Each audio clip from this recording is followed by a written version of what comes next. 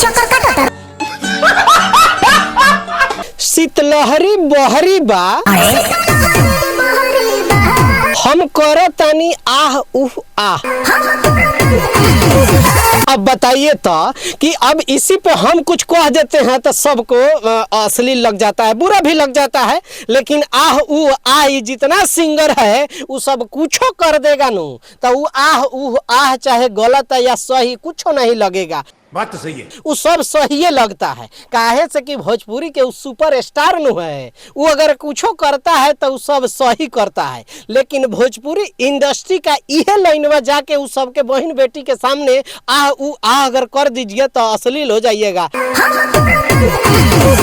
देखिए दिल पे मत लीजिएगा, काहे से कि आगे एगो डायलॉग है पूरा क्या गीता पे खाती? जीरो। और हीटर धरे खातिर हीटर धरे खाती? तीनों दबा दे। अरे अब बताइए, अब ये सब कुछ भी कह दे रहा है तो गलत नहीं है। हम कह रहे हैं कि वीडियोवा देखे खातिर ई ऊ मत दबावा, यही बनल रहा। ये हुई ना बात। इस गाने को गाने वाली हैं नेहा राज और खेसारी लाल यादव, जिनको ट्रेंडिंग स्टार कहा जाता है, हिट मशीन कहा जाता है। और ये कुछो करते हैं तो ट्रेंडिंग में चल जाता है और उनके फैंस लोग भी काफ़ी अच्छा जो है रिस्पॉन्स देते हैं, देना चाहिए एक सिंगर और एक कलाकार के ऊपर। लेकिन गाने में आह उह करने के लिए जो अभी शीतलहरी चल रहा है बिहार में कि क्या कहिएगा, इस गानवा को शीतलहरी टाइटल दिया गया है। और इसमें एक इंटरटेन के तौर पे अगर देखेंगे तब तो ठीक है, लेकिन अगर अश्लीलता जिस तरह से भोजपुरी में परोसी जाती है उसके तौर पे अगर देखेंगे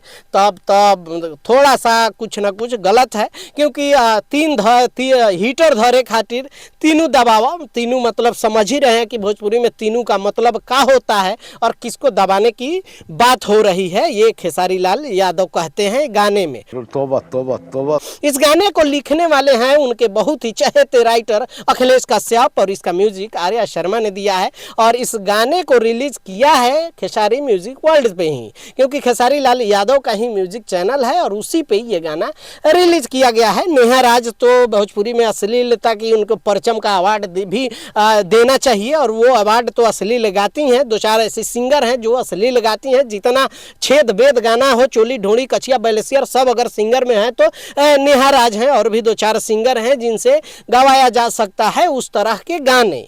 लेकिन खेसारी लाल यादव भी किसी से कम नहीं है। अभी ही एक वायरल हुआ था उनका जिम वाला वीडियो और उस पे जब नचनिया वाला गाना शिवानी सिंह गाई थी तो उस पे बहुत छेदम छेद हो गया था, मतलब कहने का मतलब कि गाने को प्राइवेट करवा दिया गया था। लेकिन अब वही बात है कि दूसरा कोई अगर कुछ करता है तो वो अलग तरह से लिया जाता है, लेकिन अगर खेसारी लाल यादव करते हैं तो वो उसको इंटरटेन के तौर पे लिया जाता है और लेते हैं लोग, उनके फैंस लोग। बाकी लोग तो रेलते जैसे हैं वैसे रेलना चाहिए, चाहे जो भी सिंगर है भोजपुरी का जब अश्लील गाता है, अश्लील दिखाता है, अश्लील करता है तो उसको रेलाई खूब करना चाहिए। क्योंकि जितना अश्लील और जितना छेदम छेद जो है वो पर्दे के आगे है उससे कहीं ज़्यादा पर्दे के पीछे होता है और ये सब लोग करते हैं, चाहे किसी भी की टीम हो, भोजपुरी इंडस्ट्री हो या कोई भी इंडस्ट्री हो। तो ये कोई भी छुपा नहीं है। और स्टेज पे आए दिन आप लोगों ने देखा ही होगा कि भरे सभा में, भरे महफिल में स्टेज पे क्या क्या